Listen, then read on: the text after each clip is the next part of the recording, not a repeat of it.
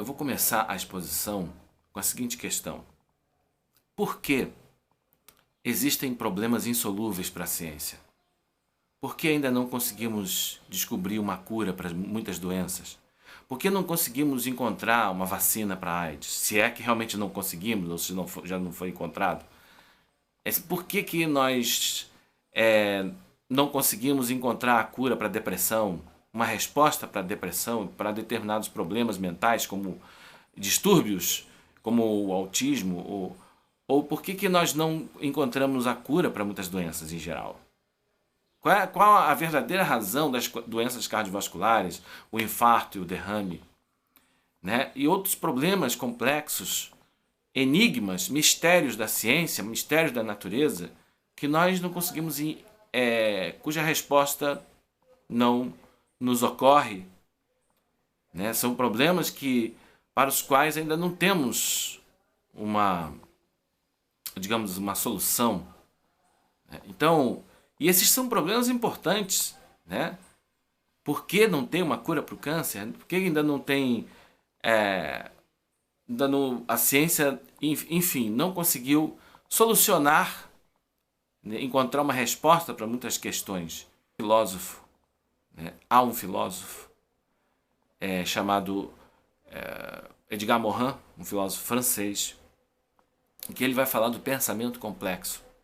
Que muitas das vezes a resposta para uma questão ou a busca da solução de um problema pode não estar num campo só do saber, pode não estar numa ciência só, mas pode demandar um esforço transdisciplinar, multidisciplinar, interdisciplinar, envolvendo vários campos do saber, e não apenas uma ciência. Então, por exemplo, eu falei do câncer. A resposta do câncer pode não estar apenas na biologia ou nas ciências biomédicas ou na medicina.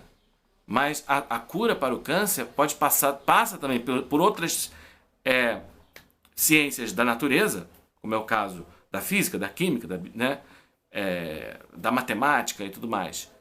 Mas também pode englobar as outras ciências, né, dentro da enciclopédia do conhecimento ou dentro do quadro hierárquico das ciências.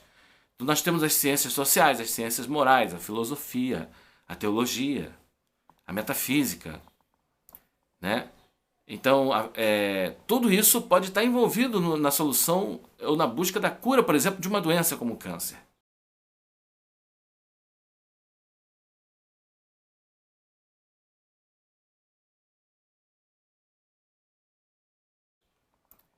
Né? Então, isso se chama problema complexo. Um problema complexo é aquele que engloba, cuja o esclarecimento de suas causas, né, está não apenas num único campo do saber, mas em vários.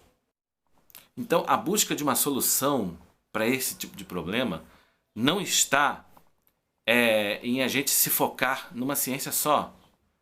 E é daí que vem todos os problemas, né?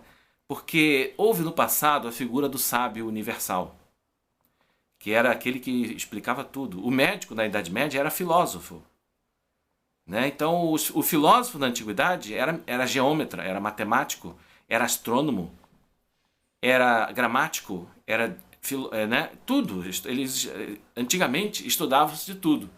Como houve um incremento muito grande do conhecimento, do saber, já não podia haver essa figura do sábio universal. Então começou-se a haver a especialização do conhecimento, né? Então, mesmo, por exemplo, num campo como a medicina, tem várias especialidades dentro, né? Então, dentro de um mesmo campo, o conhecimento é tão grande que já não pode haver um médico que é um sábio universal da medicina, né? Tem que haver, né, especialistas de cada campo, né? Então, só que isso trouxe um problema. Isso trouxe digamos, cada especialista ficou ensimesmado na sua torre de marfim e deixou de se comunicar com outros campos. Então houve uma fragmentação, né, e uma desconexão entre os saberes, né, que está gerando, que isso está, inclusive, é uma das coisas que está na base da crise da ciência, né?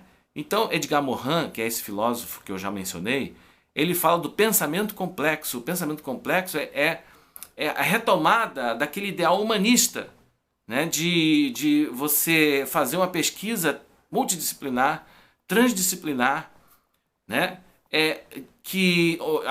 onde através da transversalidade, né, nós podemos encontrar, quiçá, respostas, né, alguma luz para esses problemas complexos.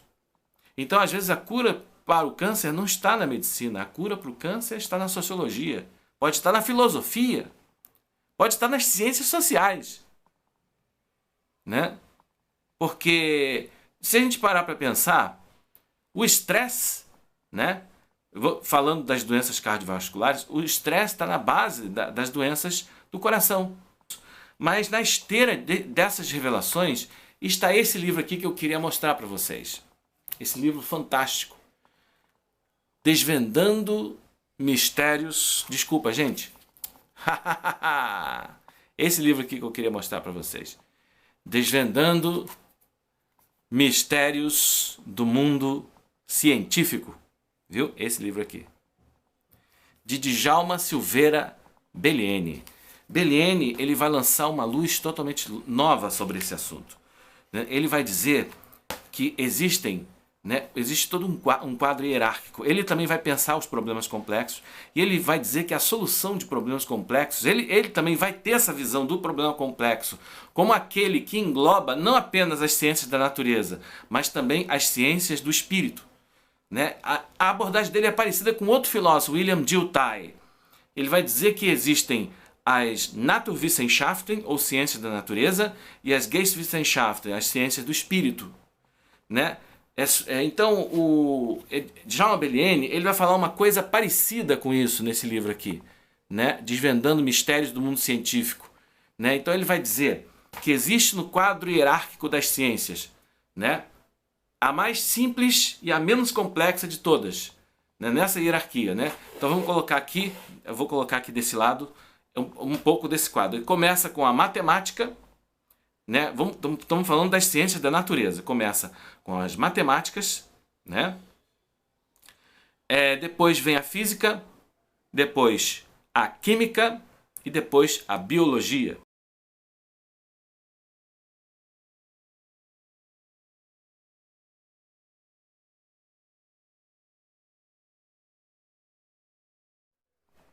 Então, recapitulando, eu tenho aqui, né, as ciências da natureza, e como eu já falei, eu tenho a matemática, a física, a química e a biologia, e agora isso é uma esfera, a esfera da natureza.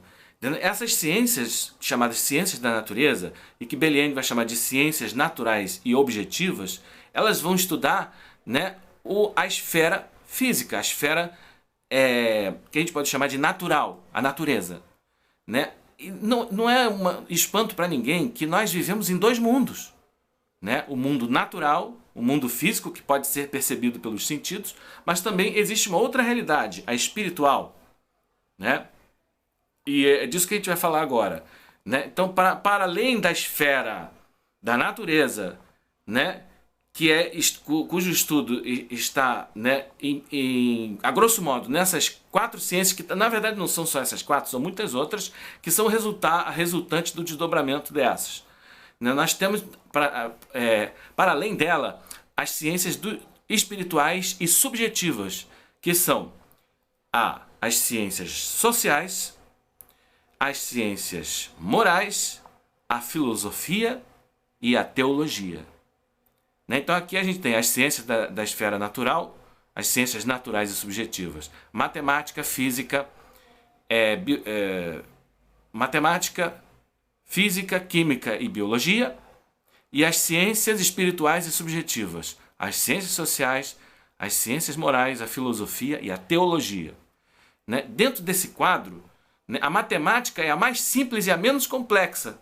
Né? Então, à medida que a gente vai subindo nesse quadro, dentro dessa ordem que eu falei, né, vai diminuindo a simplicidade e aumentando a complexidade. De tal sorte que a filosofia ela é muito mais complexa e menos simples do que as ciências morais. E as ciências morais são menos complexas são mais complexas e menos simples do que as ciências sociais, e as ciências sociais, por sua vez, são mais complexas e menos simples do que a biologia e por aí vai. Né? Então a esfera espiritual ela é mais complexa e mais ampla e menos simples. E a mais complexa e menos simples de todas as ciências é a teologia. Né? Então, muitas das vezes a solução para um problema complexo como a depressão está nas ciências sociais, pode estar na filosofia, pode estar nas ciências morais, pode estar na teologia, por que não? Djalma Bellieni faz a seguinte declaração. Então ele faz a seguinte declaração que se encontra na página 12 de seu livro. O resultado final de um problema composto das ciências do universo físico, obrigatoriamente, tem que ser objetivo, e usou para isso todos os recursos da esfera material. Análises químicas, computadores, então, o que é das ciências naturais, vai ser pesquisa de campo, quantificação, uso de computador, análises químicas e tudo mais. Né? O que é do domínio das ciências espirituais e subjetivas, ou das Geisteswissenschaften, ou das ciências do espírito, né? Uma outra classificação das ciências, né? Abrindo parênteses, pode ser ciências matemáticas, ciências filosóficas e ciências naturais. Então existem várias ciências, não existe só física, química e matemática. Né? Então, o que está na base da crise da ciência é se focar apenas no método das ciências naturais. Né? Mas se, por exemplo, a solução do câncer está nas ciências sociais ou está na filosofia, ciências sociais e filosofia não têm o mesmo método que a biologia. Cada campo tem o seu estatuto de realidade e, por sua vez, o seu estatuto metodológico. Né? Então, um esforço conjunto, um esforço transdisciplinar, um esforço de transversalidade, né, exigiria, né, o mais do que o laboratório científico. Então, por isso que Bellieni vai dizer que as ciências da natureza são as ciências do laboratório científico, que eles vão trabalhar com a quantificação, com computador, cálculos matemáticos, estatística, pesquisa de campo, estudo descritivo e tudo mais. Né? São as ciências do laboratório científico. Né, como eu falei, a matemática, a física, a biologia, né, a química.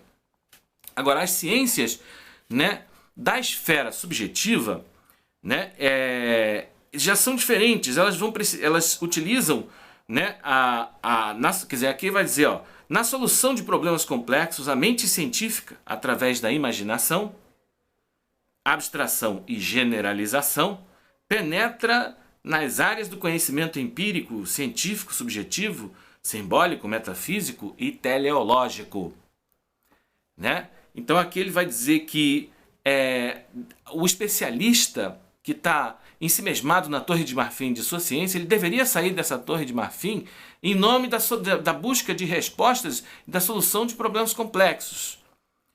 Né? Então, gente, aqui ele vai propor que cada ciência tem a sua metodologia.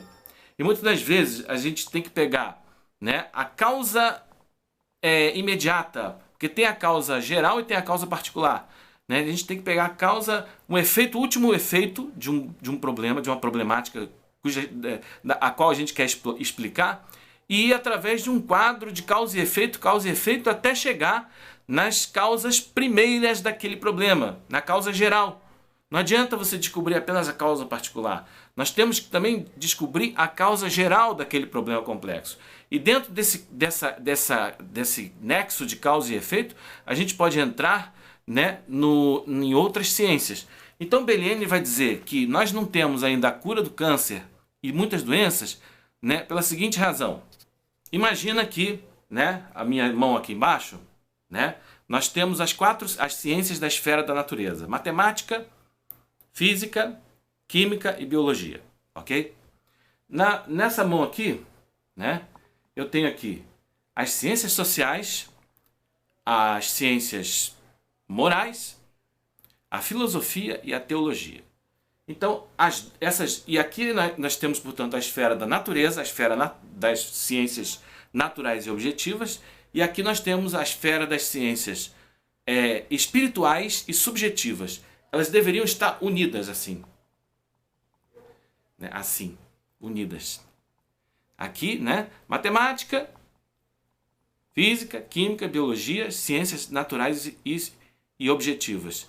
Aqui nós temos ciências sociais, ciências morais, filosofia e teologia, ciências espirituais e subjetivas. As duas esferas, Naturwissenschaft e Geisteswissenschaft, as ciências da natureza e as ciências do espírito. Elas deveriam estar assim. Mas o que aconteceu? Isso. As duas esferas, né, foram separadas, né, por causa dessa empáfia do orgulho do especialista. Então, os especialistas entre si, né, se distanciaram e as duas esferas, a esfera espiritual e a esfera natural, foram dissociadas. É por isso que nós não temos a resposta para muitos problemas. Por isso que nós não temos a cura para muitas doenças. Por isso que nós não achamos ainda a cura para muitas variedades de câncer. Por isso que nós não achamos ainda a solução para problemas mentais, para o problema da depressão, né? Tá, e fabrica-se um antidepressivo como se o homem fosse uma máquina bioquímica, uma máquina que a depressão é só o desequilíbrio químico do cérebro. Basta você tomar uma química e pronto, fica bom da depressão. Mas não é isso que acontece. Que as pessoas estão se entupindo de remédio e não estão ficando boas, não estão ficando curadas. É sinal de que a resposta, a solução não foi encontrada, né? Por que os antidepressivos não funcionam, né? Porque não é verdade que o homem, né, que a depressão seja apenas um desequilíbrio químico do cérebro. Então, a gente tem que encontrar a resposta para isso, a solução para esse problema complexo, não num campo apenas do saber, mas numa interação, né, transversal, transdisciplinar, multidisciplinar, né? E, portanto, na busca de um campo unificado do conhecimento. Porque isso é uma ambição da filosofia humanista, do ideal humanista do conhecimento. Nós temos que retomar a esse conhecimento. E esse método de Bellieni, ele vai dizer que para além das ciências do laboratório científico está a ciência da mente científica. Né? Porque o laboratório científico vai trabalhar apenas com... Eu estou com mania de colocar. O laboratório científico vai trabalhar apenas com quantificação. Né? Então, o laboratório científico vai trabalhar apenas com quantificação, pesquisa de campo, e aquilo que não pode ser quantificado, e aquilo que pertence às esferas das ciências sociais, morais, filosofia, né, espiritualidade, metafísica. Né? Será que a gente tem o direito de deixar esses campos de fora do conhecimento? Né, gente? Então, ele vai dizer que existe o laboratório científico, mas Djalma Bellieni vai dizer que existe a mente científica. A mente científica é aquela que vai fazer encontrar esse campo unificado. Né? Não apenas com quantificação matemática, mas também, né, buscando, né, a solução através de outros métodos, de outras ciências. Né? Então a mente que vai buscar, que vai fazer essa incursão na hierarquia dos saberes, né, é a mente científica. Não adianta só o laboratório científico. Né? Mas para além do laboratório científico está a mente científica. Ok, gente? Vale a pena ler esse livro. Eu vou deixar um link aqui na descrição do vídeo, onde vocês poderão fazer o download gratuito dessa obra fantástica, magnífica, Desvendando Mistérios do Mundo Científico, de Djalma Silveira Bellieni. Né? Entre outras coisas, esse livro vai falar sobre esse método que ele chamou o método das ciências englobadas. Essa é a terminologia que foi encontrada por esse grande filósofo e naturalista brasileiro, Djalma Silveira Bellieni. Então não deixe de conferir. Façam o download, é de graça. Okay? Estamos compartilhando esse livro, essa informação gratuitamente com a humanidade, porque o tempo urge, ok, gente? E nós precisamos de soluções para problemas complexos urgentemente, ok? Então... Eu estava falando do estresse, né? Eu falei do câncer, agora estou falando das doenças cardiovasculares. O infarto e o derrame. Todo mundo sabe que, né, uma pessoa hipertensa é uma pessoa que está, né, muito sujeita, suscetível a determinadas doenças cardiovasculares, infarto, derrame. Né? E a hipertensão está intimamente associada ao excesso, né, ao desnível de químico, né, o desequilíbrio químico, o excesso de adrenalina, que é provocado pelo quê? Pelo estresse. E o estresse, por sua vez, é provocado pelo quê? Por um estilo de vida. E o estilo de vida baseado em quê? No consumo, na sociedade de consumo, no capitalismo, na, enfim, nos valores da produção indefinida, né, de bens, e essa em doutrinas filosóficas, como é o caso do hedonismo ou do materialismo, que vê na posse de bens materiais a causa da felicidade e tudo mais.